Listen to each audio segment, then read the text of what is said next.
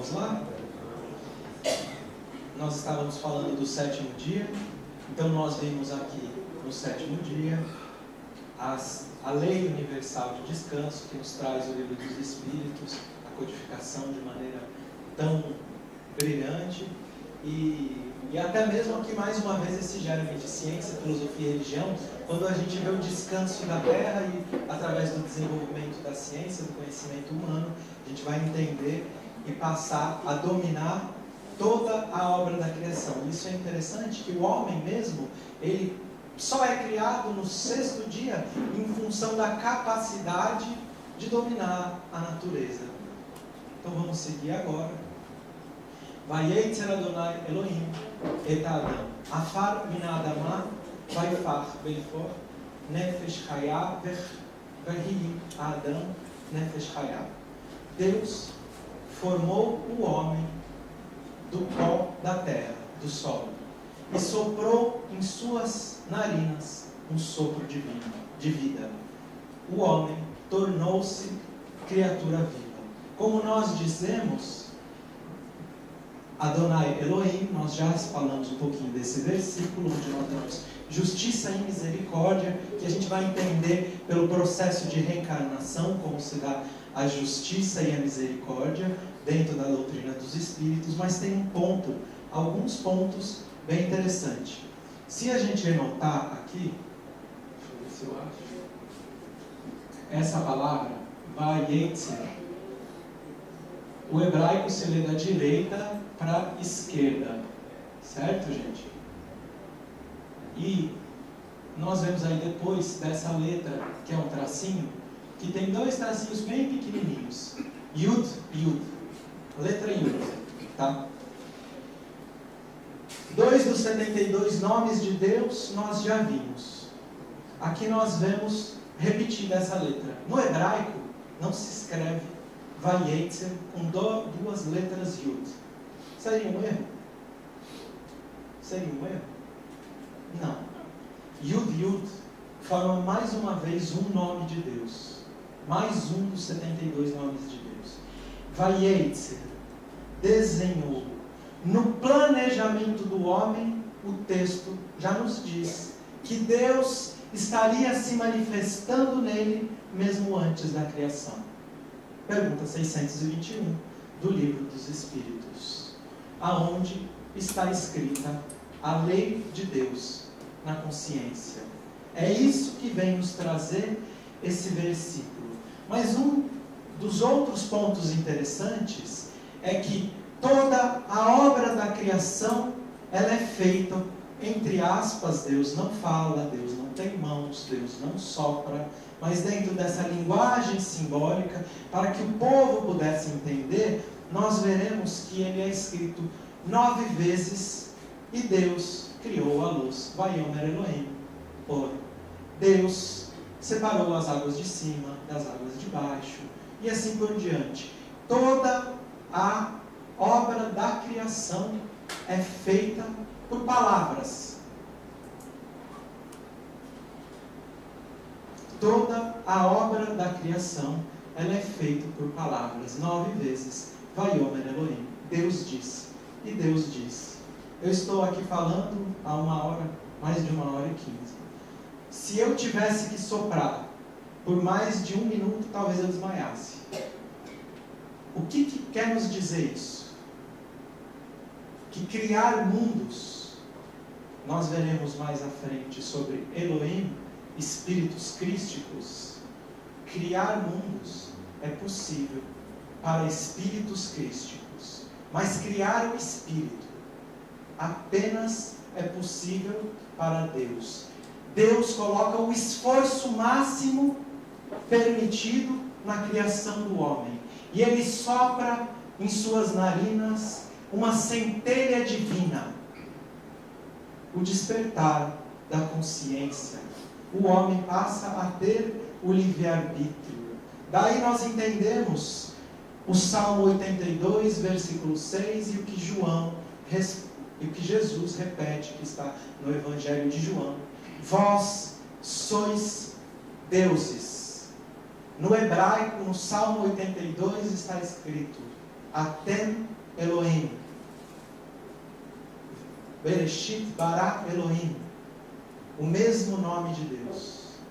Vós sois deuses, a partir da capacidade de candear a centelha divina em cada um de nós, presente em cada um de nós, nós evoluímos o nosso espírito até o estágio de espíritos puros, até nos tornarmos espíritos crísticos, co-criadores em plano maior. Daí então compreendemos, Elohim é uma palavra, um nome de Deus, que se encontra no plural. Elohá é o singular. Deus, no princípio, deuses, está escrito. Por que deuses? Rambam, o mesmo pensador, filósofo, médico do qual foi citado, nos traz essa explicação também no século XII, de que Elohim seriam espíritos crísticos, arcanjos. Vocês são deuses. E é muito interessante que existe uma passagem no livro de Gênesis, um pouco mais à frente, que nos conta que Abraão encontrava-se aos 99 anos de idade, 3 dias após realizar a circuncisão, uma cirurgia, e Abraão estava sentado, nos conta a Torá, o Velho Testamento, à porta de sua tenda. Conta-nos o Midrash, a parábola, que a história, que a tenda de Abraão, ela tinha portas para os 4 lados, norte, sul, leste e oeste, para que de todos os lados que chegassem peregrinos, viajantes, eles fossem bem recebidos, que eles tivessem uma porta a adentrar a sua casa.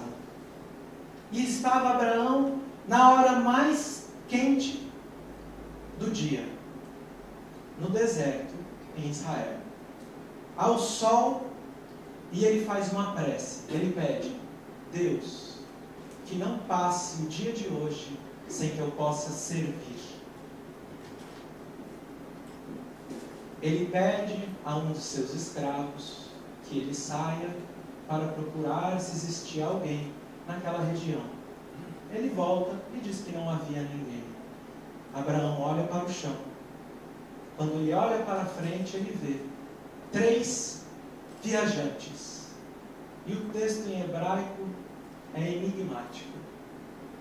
Ele diz: Adonai, Deus. Ele usa o nome de Deus, não Elohim. Ele não chama por arcanjos.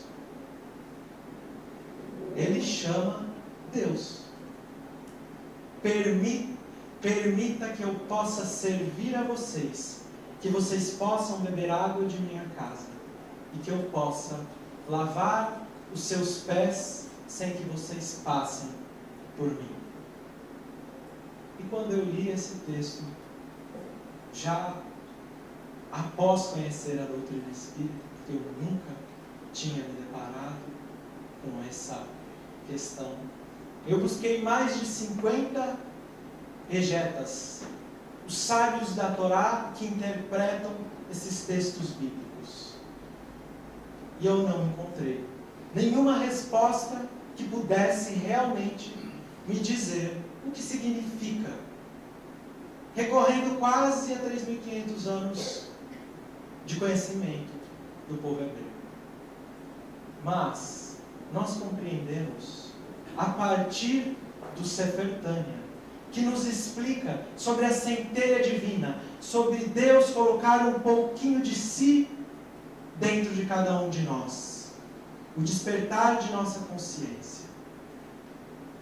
A partir da criação do livre-arbítrio e da capacidade, onde assim nos diz: o homem foi criado sua imagem e semelhança. O que quer dizer? Que nós possuímos a capacidade da evolução do espírito a partir do livre-arbítrio, a partir de nos aproximarmos da boa luz. Abraão olhou para aqueles 3 homens e enxergou neles a centelha divina. Enxergou no próximo Deus.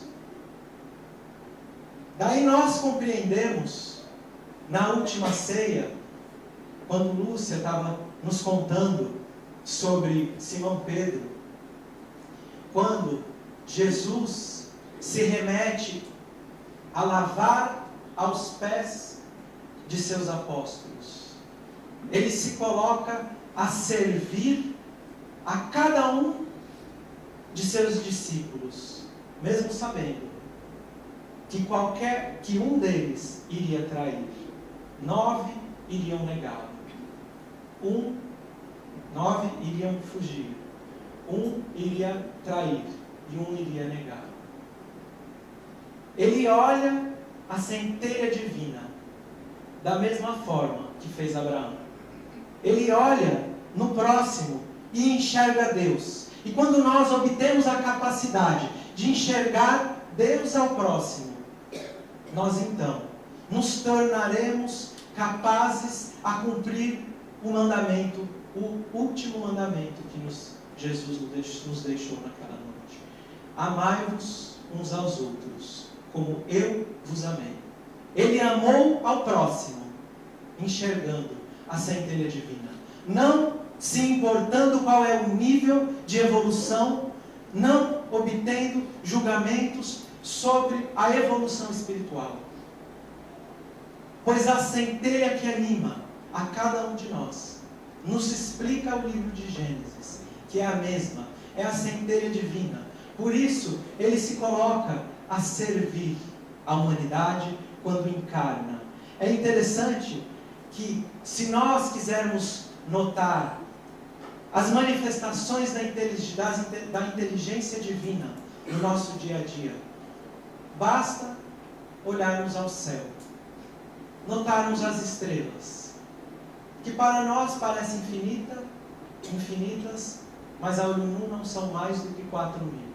Mas com o caminhar da ciência, nós a cada dia compreendemos que o universo é quase imensurável, com suas centenas de bilhões de galáxias, e cada uma delas possuindo suas centenas de bilhões de estrelas. Ou então, se não notarmos o macrocosmos, que olhemos para o microcosmos. A força maior, como nos dizia Albert Einstein, a 5ª e maior força do mundo é o amor. Ela mantém o mundo em sincronia. Nós olhamos as centenas, os incontáveis trilhões infinitos para nós, de átomos que se encontram apenas no nosso mundo. A inteligência divina se manifestando nas leis da natureza. Quando nós olhamos para as infinitas reações químicas que ocorrem a cada segundo no organismo de cada um de nós, para que o fluido vital possa se filtrar através da inteligência divina nos tantos mecanismos que ainda está o homem buscando a compreensão. Quando nós observamos a natureza, observamos a manifestação da inteligência divina. Mas se verdadeiramente quisermos nos conectar a Deus, é necessário que nós façamos como fez Jesus, servir ao próximo, através de nos colocarmos como servos da humanidade, através de procurarmos apenas a centelha divina, sem que façamos nenhum tipo de julgamento, para que possamos apenas fazer como fez Abraão, olhar ao próximo e dizer: Adonai, permita Deus, permita vocês que não passem por minha casa, sem que eu vos possa dar água e lavar os seus pés. Daí então, na última ceia, quando celebrava Jesus, junto aos seus apóstolos, a Páscoa, o Seder de Pêssar, a noite onde se comemora a Páscoa judaica, a festa de libertação. E é interessante que no texto em hebraico, Abraão, quando aceitam aqueles 3 peregrinos adentrar a sua casa, Abraão diz à sua esposa: Sara, pegue 3 porções da farinha mais fina, e eu irei abater o bezerro mais tenro, mais novo que eu tenho, dando o que há de melhor materialmente àqueles homens, que ele não conhecia, mas ele respeitava e amava pela essência divina. E a palavra que se encontra nesse texto não é pão, são tortas de pão ázimo, matzot, em hebraico, matzah, o plural, ou singular.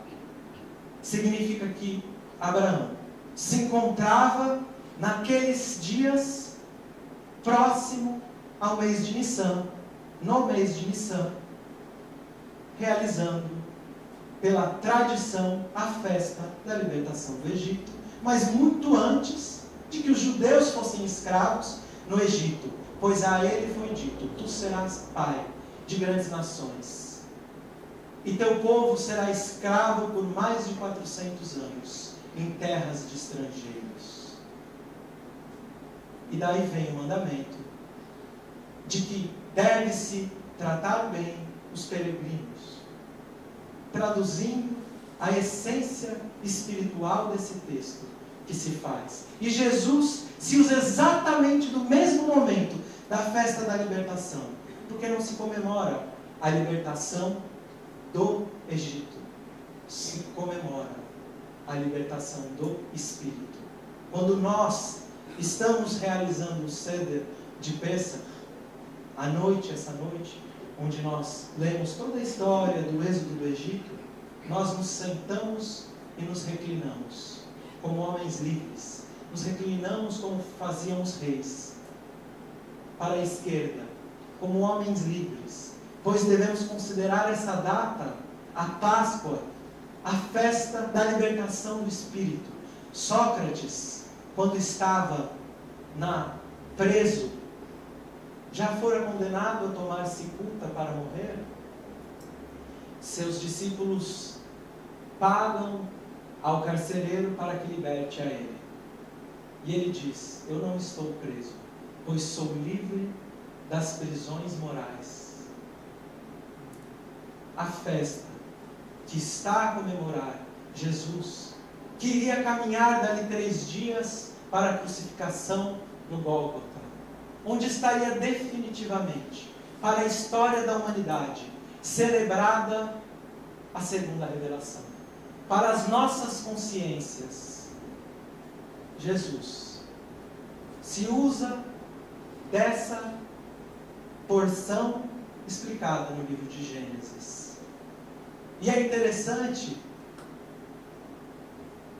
conta-nos Humberto de Campos, que Jesus passara àqueles que cometeram as agressões contra ele sobre processos de obsessão para que pudesse se tornar mais cruel aquele momento.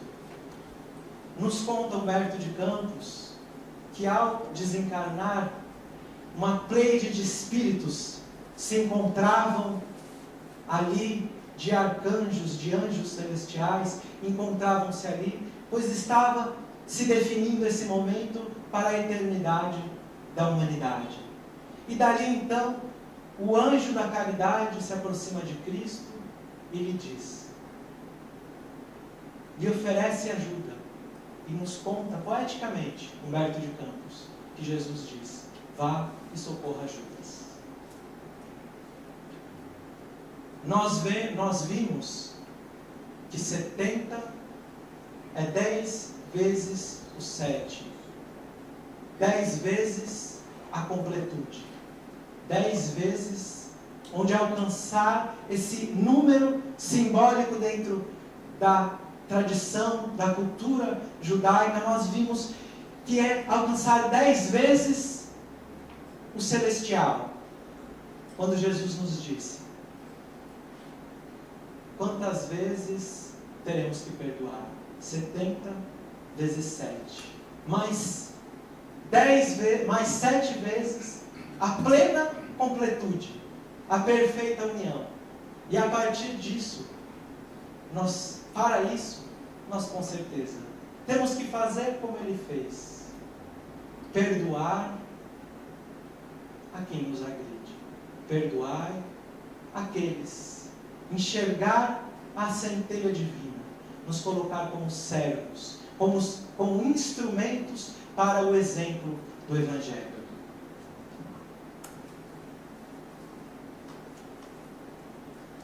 E daí então, nós compreendemos a passagem que se encontra no capítulo de Mateus 25. Então o rei dirá aos que estiverem à sua direita: venham benditos de meu Pai, recebam como herança o reino que lhes foi preparado desde a criação dos homens. Pois tive fome e me deram de comer, tive sede e vocês me deram de beber, fui estrangeiro e vocês me acolheram, necessitei de roupas e vocês me vestiram, estive enfermo e vocês cuidaram de mim, estive preso e vocês me visitaram. Então os justos lhe responderão: Senhor, quando foi que te vimos com fome e te demos de comer, ou com sede e te demos de beber? Quando te vimos como estrangeiros e te acolhemos, ou necessitando de roupas e te vestimos? Quando foi que te vimos enfermo ou preso e fomos te visitar? O rei responderá: digo-lhes a verdade, ou em verdade vos digo: o que vocês fizerem a algum dos menores dos meus irmãos, foi a mim que fizeram. Daí nós compreendemos o que Jesus quis dizer: servir ao próximo é fazer o bem ao próprio Deus. Vou fazer primeiro essa parte pelo tempo, que eu acho que é um pouco mais... Acho que para vocês o NEP vai ser um pouco mais interessante. E agora a gente vai dar uma mergulhada ainda maior dentro do que Emmanuel quis dizer com arquitetura textual. Então aqui, capítulo 1 de Mateus, livro da genealogia de Jesus Cristo, filho de Davi, filho de Abraão. Abraão gerou Isaac, Isaac gerou Jacó, Jacó gerou Judá. Eu vou fazer que nem a gente faz quando a gente está lendo. Pula para a última linha.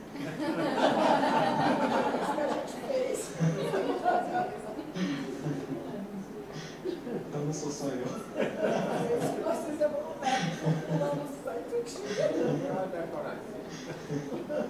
E a gente vai ver esse versículo aqui, ó. De forma a, no total, 14 gerações. Desde Abraão até Davi. São 14 gerações. E desde Davi até o exílio da Babilônia. 14 gerações. E do exílio da Babilônia até o Cristo. 14 gerações. Só eu não entendi nada? Foi só eu quando leu isso? Então vamos lá. Aqui tem um texto do A Caminho da Luz, que é só para a gente ver como Emmanuel, ele nos deixa os caminhos, como Haroldo diz, que Emmanuel é aquele suco concentrado tanjal, que a gente, como uma lata, ficava 2 anos no freezer, que a gente ia diluindo em água.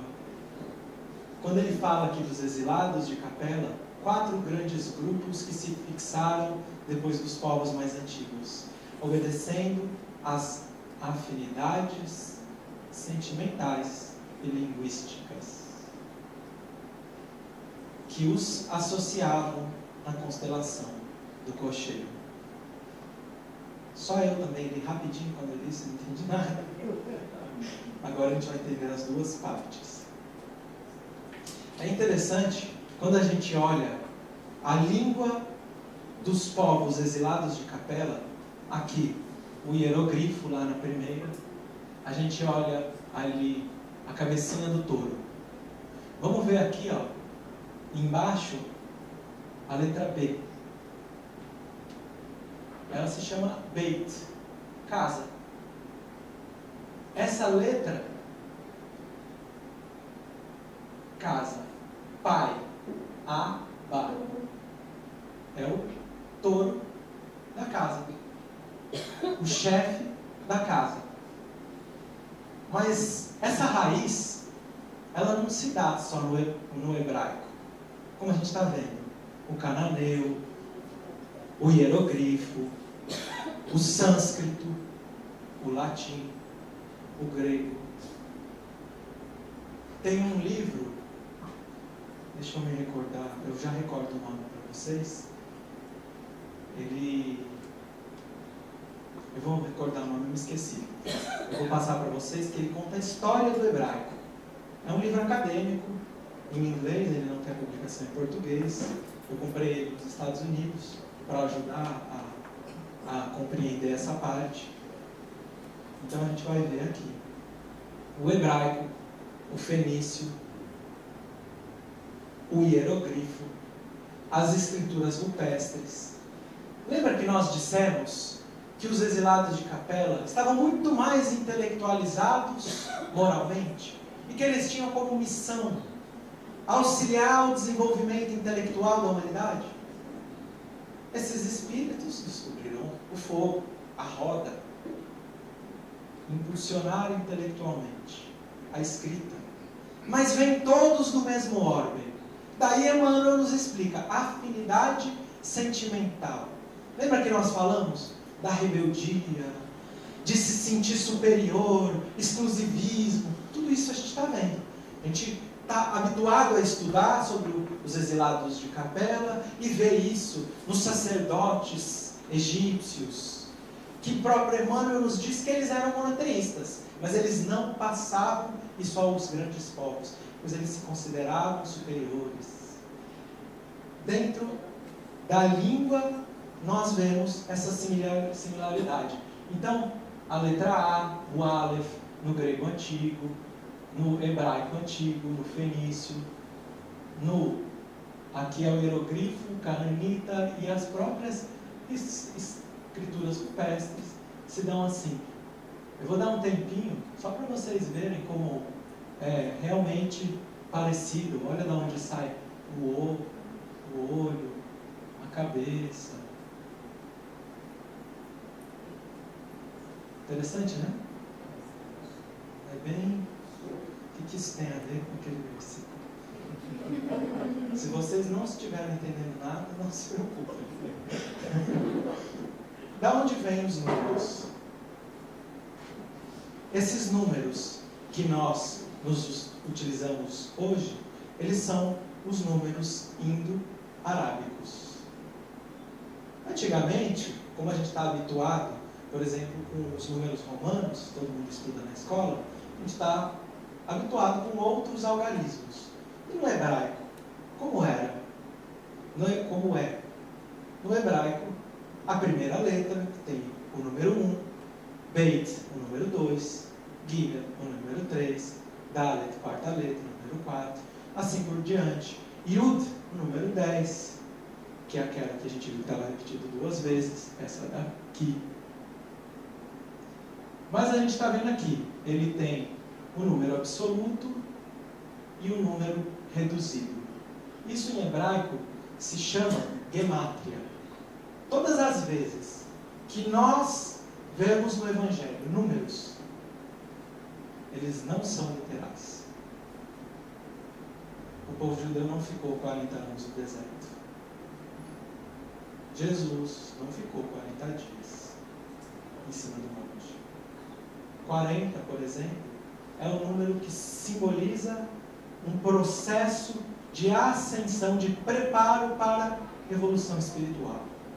É um momento que você se prepara para enfrentar um processo de evolução na sua vida. Então a gente pode dizer que antes de encarnar, a gente ficou 40 anos no deserto, se preparando para essa importante prova. Tanto é assim que na Revista Espírita, Kardec, quando fala de Adão e Eva, salvo engano, novembro de 1868, salvo engano, quando ele fala de Adão e Eva, ele fala, olha, Não é o que vocês, não é o dogma que está compreendido pelo Oriente, pelo Ocidente, pelo mundo ocidental. Não é isso. É o processo de preparação. Tem um versículo. Esse versículo em hebraico é Tehit Tzadik Ve'al Tehil Asha Ve'afilu Kol Ha'olam Ulo Omrim Lecha Tzadik Tehil Etzmeha Shatar Asha. Kardec nos diz que a simbologia é explicada por esse versículo que se encontra numa Serenidade, no Talmud. Isso é Kardec que está dizendo. Que significa, seja um justo. Não seja perverso. E mesmo que o mundo inteiro te considere um justo, tenha para você que você é um perverso. E aí vai nos dizer, o Sefer Tanya, que eu já citei para vocês. E quando eu li isso na Revista Espírita, eu acho que era quase meia-noite, eu liguei para o Haroldo e falei, acorda, eu preciso te falar um negócio. Kardec sabia de tudo. E acho que ele pensou que eu estava louco. E esse versículo nos conta, esse livro, que é um juramento, entre aspas, simbologia, linguagem simples, que nós fazemos antes de encarnar na Terra, para que nós sejamos justos. Amanhã a gente vai estudar um pouquinho sobre ser justo, sobre leis de justiça, amor e caridade. Nós vamos entender melhor. Mas, por exemplo, esse número 40 significa isso. Todas as vezes, quase todas, a gente vai ver que os números têm essa correlação. Então, o fato de duas palavras serem equivalentes numéricas não significa obrigatoriamente que tenham uma conexão inerente. O equivalente numérico de uma palavra hebraica representa o número de suas energias. Portanto, quando duas palavras totalizam o mesmo número, isso indica que duas coisas possuem o mesmo número de energia. No entanto, isso não significa que exista uma conexão interior entre elas. Vamos lá, vou explicar no próximo slide, porque ainda não deu para visualizar, eu imagino.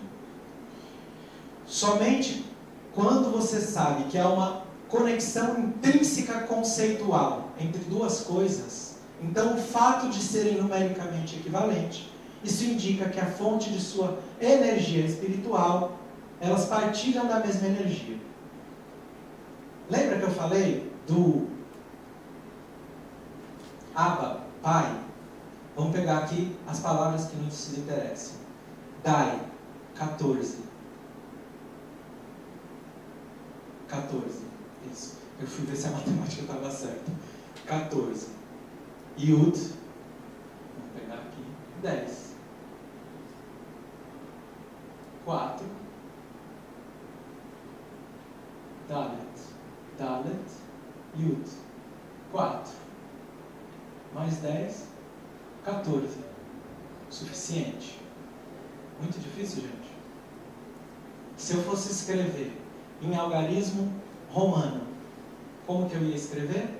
14. Agora, se, por exemplo, o X fosse a letra I, então nós escreveríamos uma palavra. Então, se a gente pegar todo o Velho Testamento e a gente colocar ele em números, algarismos arábicos, indo-arábicos, que a gente conhece, a gente poderia escrever ele todo em números. O que eu estou fazendo? Eu estou lendo o texto em números. Lembra que essa linguagem, ela se traduz, por exemplo, o mundo espiritual, a codificação foi escrita em francês. O mundo espiritual é em francês? Não. Ele é uma representação. Então é isso que ele está nos dizendo aqui. As letras, tem um versículo no Talmud que ele diz assim: Deus olhou a Torá e criou o mundo. Nossa, que pretensão, né? Deus olhou as leis divinas, criou as leis divinas e constituiu todo o universo a partir das leis divinas. Mas o espírito, a manifestação espiritual, ela tem que se condensar e se materializar de uma forma que nós compreendemos. Olha como é profundo espiritualmente isso que a gente está dizendo aqui. Olha aqui que o povo hebreu tem como tradição. Poucas pessoas entendem isso, tá, gente? Dentro do judaísmo, muitas poucas pessoas entendem isso. Ele está dizendo que a materialidade, as letras, são uma representação, um reflexo da espiritualização, da espiritualidade. Existe uma lógica, não é feito aleatório. Inteligência suprema. Eles estão tentando traduzir isso. Então, o que significa 14 gerações? 14. Dai, suficiente. Suficiente. 42. Vamos lá, 42. Beit, 2. Lamed, 30. Yud, 10. Então, 30, 2, mais 30, mais 10, 42. Bli. Tem outras palavras com esses números, tá, gente? Mas lembra que não é tudo que tem o mesmo número que ela tem a mesma representação. Tem que ter uma conexão intrínseca de ideias que elas vão se manifestar no texto. Muito difícil? Tá dando para entender? Eu guardei isso para vocês. Eu guardei isso para vocês. É porque os números para nós não têm esse significado. Tem. Tem. Então a gente, para fazer a conexão, entender essa importância, é muito difícil também. Essas concepções de que número tal significa isso. Na nossa numerologia, Não tem sentido. é porque uma laranja, mais duas laranjas não tem nada. Mas se não tiver laranja, é 3, para qualquer coisa é uma coisa. Por isso que eu fiz questão de voltar ao início da humanidade, a evolução das línguas, o que nos diz a ciência, colocar onde Emmanuel nos diz, à luz da doutrina espírita, onde ele nos deixa a referência, para que nós possamos caminhar isso. Tá bom, Blidai, aonde está escrito isso? Tragam um dízimo todo ao templo, para que haja alimento em minha casa. Ponham-me à prova, diz o Senhor dos Exércitos, e vejam, se eu não abrir as comportas do céu para derramar tantas bênçãos, até que seja suficiente. Ad bli dai. As duas palavras juntas. Mas tem que ter mais coisa. Agora a gente está falando isso aqui na frente de todo mundo. Eu lembro que quando eu peguei esse versículo, quando eu comecei a tirar esse insight, eu levei para o Haroldo, eu falei, e aí, aonde eu falo? Ele falou, fala no Maranhão, no encontro de net. Porque eles estão querendo aprender bastante. Isso foi no começo do ano, lá em João Pessoa, no congresso de João Pessoa. Acho que a Laís estava lá, da Fraternidade Sem Fronteiras, ela estava com a gente lá. Essa questão dos números, nessa mesma linha de raciocínio que encontraram o nome de Deus no material genético? Mas assim, a gente mistifica. É o que eu conversei com a Lúcia. É muito fácil a gente se perder nisso. Você tem que estar... A gente tem 4 tipos de interpretação. A gente tem que estar muito amarradinho com o texto, sabe? Para evitar a mistificação. Tem um ponto, só para a gente entender onde está isso no Velho Testamento. Está escrito que em determinado momento, conta-nos, em determinado momento estava Moisés no deserto e o povo tinha sede. E Deus disse, simbolicamente, fale com a rocha e ela dará água. E aí Moisés estava com raiva, diz o texto, com raiva, estava o povo, ele pensava como o povo é tão mal agradecido, com tanta bênção que está recebendo, e eles estão reclamando, e aí ele bate com o cajado na pedra, e Moisés, ele não entrou em Israel. E dizem os sábios da Torá, que ele não entrou em Israel porque ele não falou com a pedra. Ele se utilizou do cajado. E isso fez com que o povo pudesse acreditar que era o cajado e não a mediunidade de efeito físico dele, à luz da doutrina espírita. Ou seja, deu a desentender, ele deu margem para mistificação. Mas essa que a gente chama de gematria na Kabbalah, ela é muito delicada. Eu estou apresentando para vocês porque vocês vão ver que está tudo amarradinho. Emmanuel, a ciência, certo? Então está escrito lá, ad blidai, eu mandarei tantas bênçãos até que seja o suficiente. As letras, Senhor dos Exércitos, templo, simbolismo. É o simbolismo que está escrito lá, que o povo judeu usa.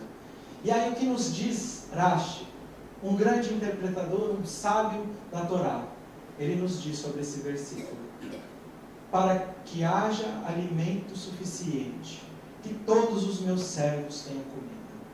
Ou seja, se vocês amarem, vendo a centelha divina, fazendo como Abraão, dando o melhor materialmente, não julgando, perdoando, eu vou dar tantas bênçãos para vocês, que é difícil traduzir esse habilidade para o português. Que vocês vão me dizer assim: para, pelo amor de Deus, é suficiente, não me manda mais bênção. É isso que está querendo dizer. Entende? É muito mais do que até que seja suficiente. É que a gente não vai nem conseguir enxergar tanta bênção. A gente vai falar: é suficiente. Meu Deus, para que tanta misericórdia? Para que tanta bondade? Se a gente quiser pensar, espíritos puros são plenamente felizes. Certo? Espíritos puros são plenamente felizes. Kardec nos diz no livro Céu e Inferno que, por exemplo, se uma pessoa tem, um espírito tem 10 imperfeições e outra tem 5, aquele que tem 10 é mais infeliz que o espírito que tem 5. Paulo de Tarso nos diz: evoluir é tirar as escamas dos olhos para enxergar a Deus. Tirar as escamas para enxergar. Tem uma pergunta no livro dos Espíritos: pode o homem compreender a Deus? Não. Mas os espíritos puros podem. Então, conforme a gente evolui, a gente vai passando a enxergar a essência de Deus um pouco mais. Ou seja, a gente passa a servir e a amar com mais plenitude. A gente vai ganhando plenitude no amor. Vai evoluindo a imagem e semelhança. A gente vai candeando essa centelha divina. E quanto mais a gente serve, mais feliz a gente é. Certo? E aí a gente recebe tanta bênção, ad blidai, até que nosso espírito diga: seja, para, é suficiente, meu Deus.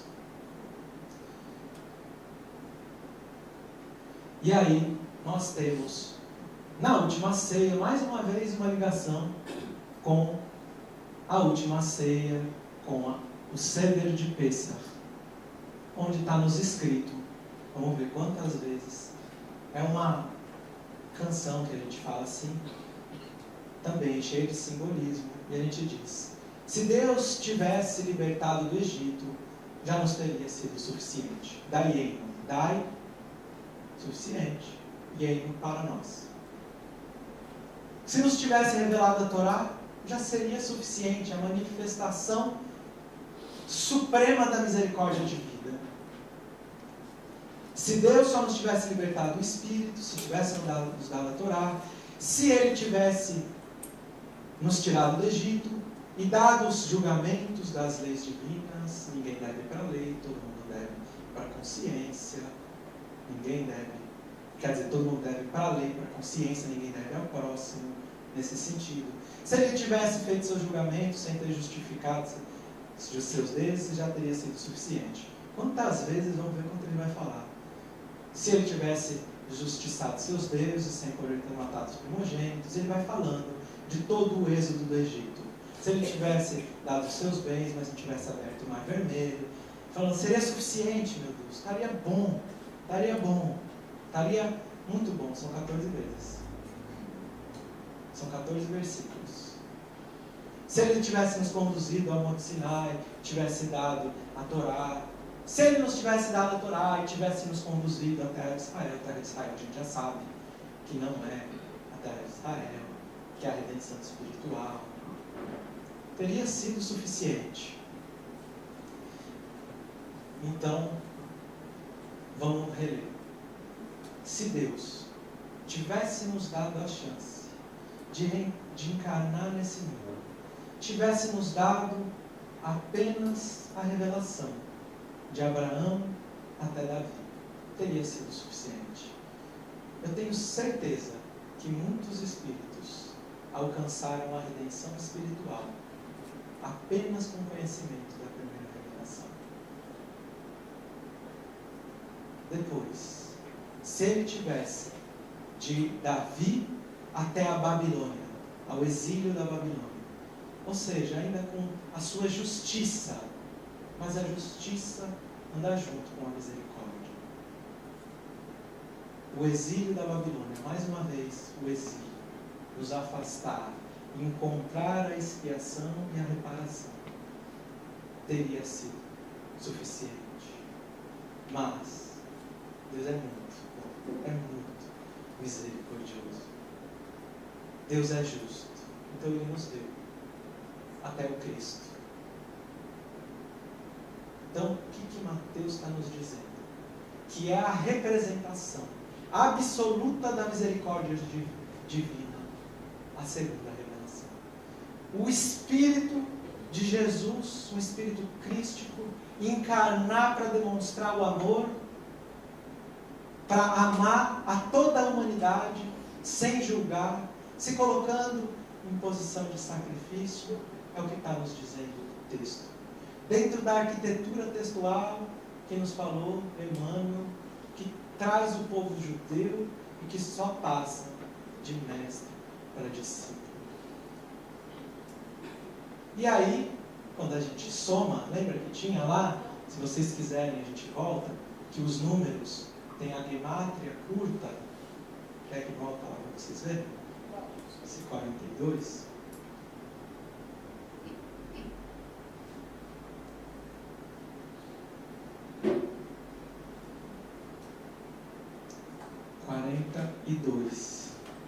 Lembra aqui, ó, por exemplo, 12, aqui 30, 0.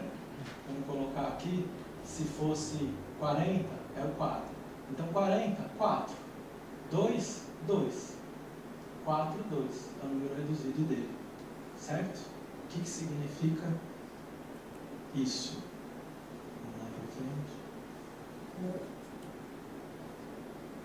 O que significa isso?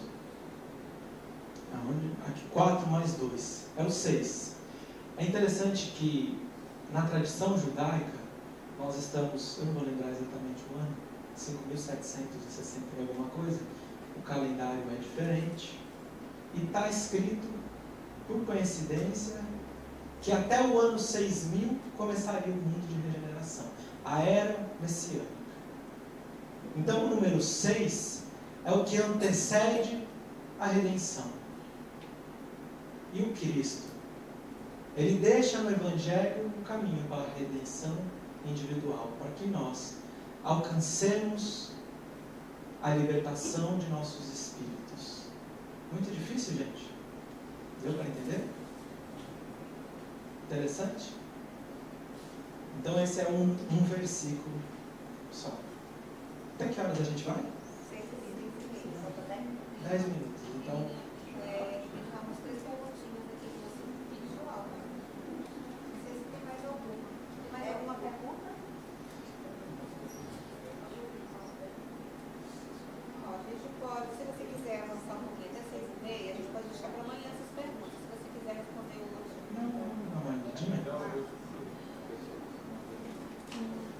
não sei se tem aí, mas tem uma questão bem interessante, que às vezes as pessoas perguntam, por que o povo judeu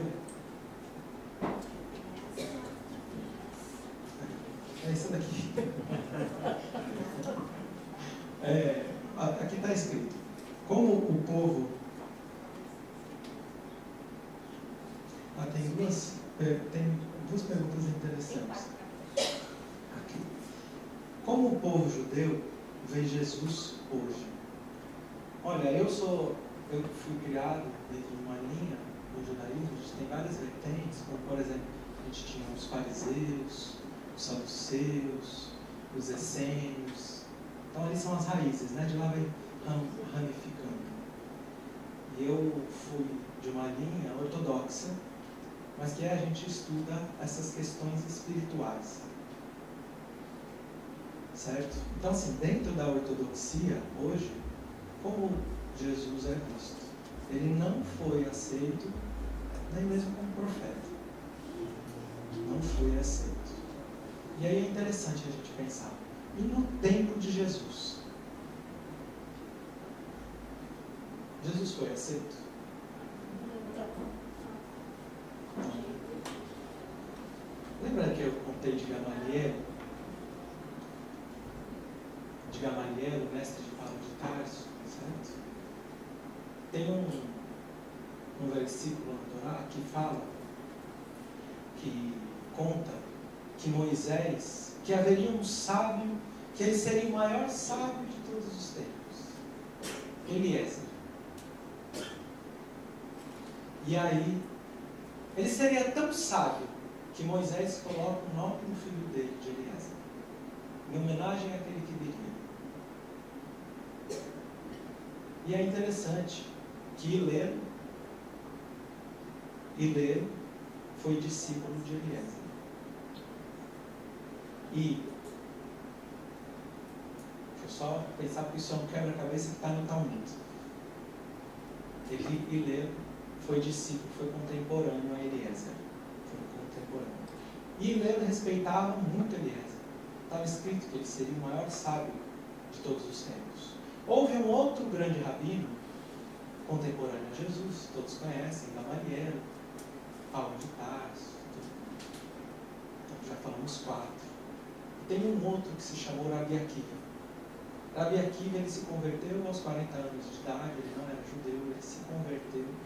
E ele alcançou a posição de um dos maiores sábios da sua época. Ele só não foi o líder do povo judeu, porque dentro desses dogmas de se utilizar da política para manipular a religião, porque a religião se torna um meio de dominação do povo, uma ferramenta de se angariar poder, mediante a isso, ele só não foi concebido como rabino-chefe de sua geração, porque ele não tinha o mérito dos pais serem judeus, ele era convertido.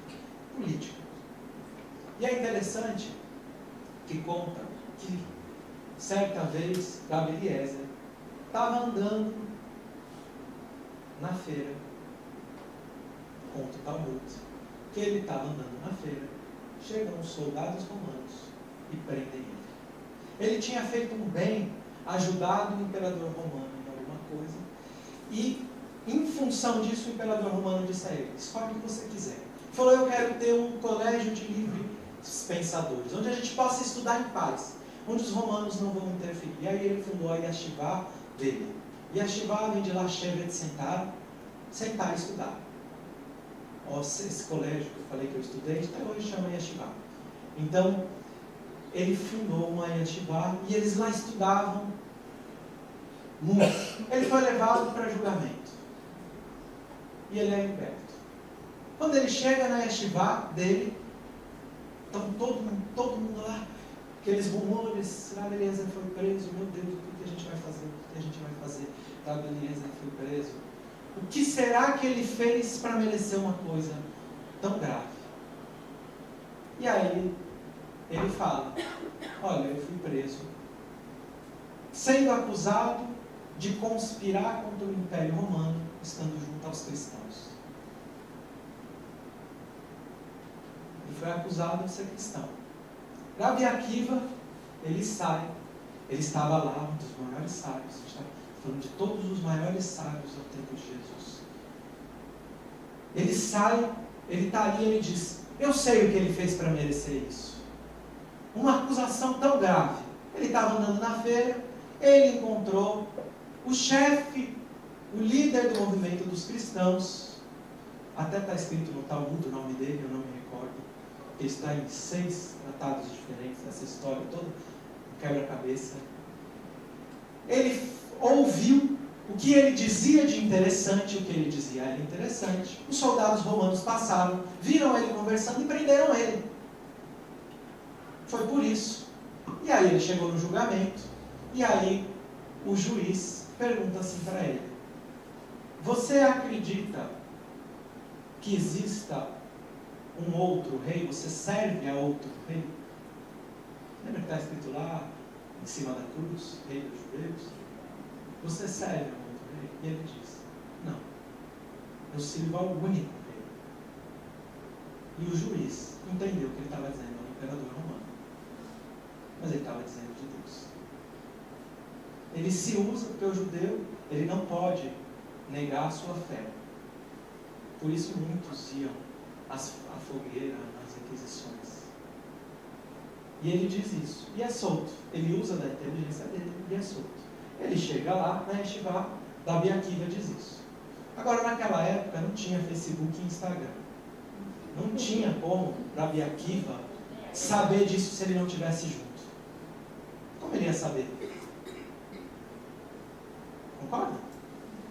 Como ele ia saber? Rabi Eliezer falou, olha, é isso mesmo. Ele tinha que estar junto.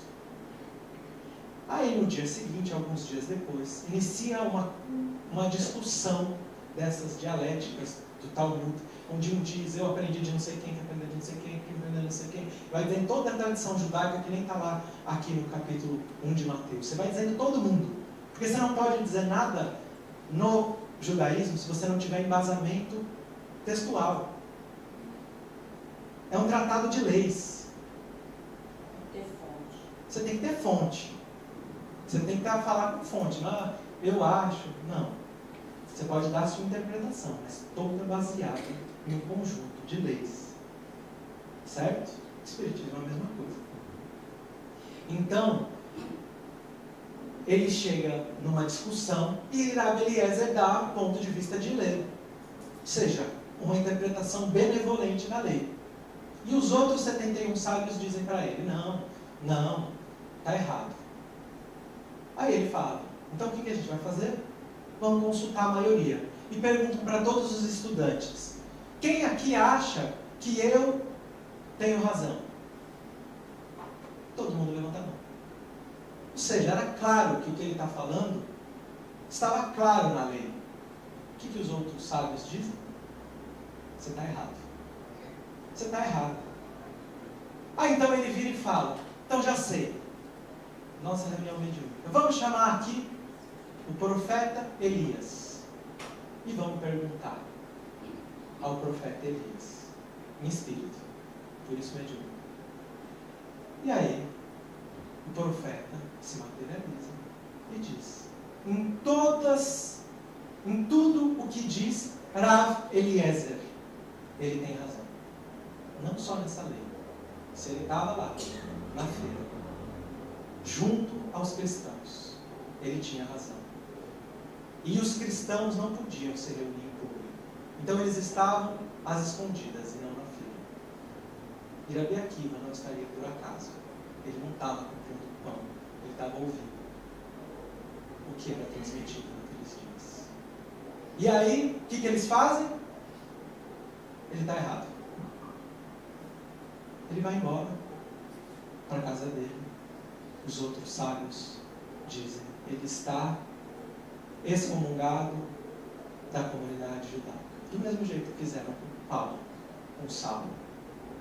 Ele foi execrado da comunidade judaica. E aí, eles falam, alguém tem que ir até lá, dizer o que está acontecendo para ele, a nossa decisão. E aí, Rabi Akiva fala, eu vou. Aí narra o texto, que ele chega aos pés de Rabi Eliezer, senta aos pés dele, como um discípulo faz ao seu mestre, rasga a sua roupa, rasga a roupa, que é um símbolo para o luto. Ele está em luto pela decisão do Sinédrio. Ele discorda e fala: você foi excomungado da comunidade. E é interessante que Jesus, quando ele chega em Jerusalém, ele fala que não restará pedra sobre pedra. E eu edificarei um novo templo no coração dos homens. E narra em outro Maseret que Rabi Akiva, quando chegou com a destruição do templo e olhou o templo destruído, todo mundo chorou. E ele deu risada. Ele viu uma raposa saindo de uma toca e ele riu. Por que ele riu? Porque a profecia estava concluída. O que Jesus disse tinha sido feito. Então, quando perguntam, o povo judeu aceitou Jesus? Por política, não. Mas, como a gente está vendo aí, os maiores sábios do tempo de Jesus compreenderam porque eles eram sábios. Mas, por uma questão política, isso foi difundido de uma maneira que nós, hoje, no judaísmo, não consideramos Jesus a nada. Mas, quem estuda pode chegar às suas próprias conclusões. Como, por exemplo, nesses textos. Dá tempo de responder mais um? Amanhã eu respondo. O problema nossa comissão organizadora. Então, se vocês querem mais um pouco, como se ajusta o judaísmo e o espiritismo na crença de uma pessoa? Então, gente, quando eu conheci o espiritismo por ser médium, eu queria entender o que estava acontecendo na minha vida. E eu procurei o livro dos médicos. E quando eu comecei a estudar, eu deixei todos os meus livros lá em São Paulo, eu moro hoje na Bahia, deixei tudo lá bem distante. Aí chegou um anjo na minha vida, um espírito que me ajudou muito, que se chama Jorge Lahar, um grande palestrante espírita, de Rondônia, um grande amigo, muito querido. E um dia a gente se encontrou, ele sabia que eu era judeu. Ele sabia das dificuldades que eu estava passando. Ele falou: você vai ficar comigo esse final de semana inteiro. Eu fiquei com ele, conversando muito, e aí ele começou a me perguntar, a gente começou a conversar. E aí ele foi me mostrando que eu não tinha que descartar aquele conhecimento. Que eu tinha que utilizar ele para compreender o Espiritismo. Aí eu liguei para minha mãe lá em São Paulo e falei: manda todos os livros, eu preciso deles. Depois eu conheci o Haroldo, também um amigo muito querido, que me ajuda muito. E que tudo que a gente vai estudando, a gente vai conversando, eu vou expondo para ele antes de trazer, antes de falar. Olha, o que você acha disso? Eu tenho alguns mentores encarnados. Então, como eu adapto isso? Hoje, eu entendo como realmente, eu vejo como realmente a continuação da primeira revelação, a segunda revelação, a terceira. Então, se alguém me perguntar por que eu sou espírita, por convicção. Eu sou espírita por convicção. Porque o mesmo carta que deve ter recebido o Rabi, eu ainda não recebi, mas eu espero. Uma pergunta aqui da comunidade, sabe? Eles estão sabendo porque tem muita palestra minha assim, nas redes sociais, em vários lugares, no YouTube, em congressos. Quer saber se você foi expulso da esperando a carta. Mas eu espero que sejam cartas e não pedras. Mas se forem pedras, o que eu disse é por convicção. Boa tarde, gente.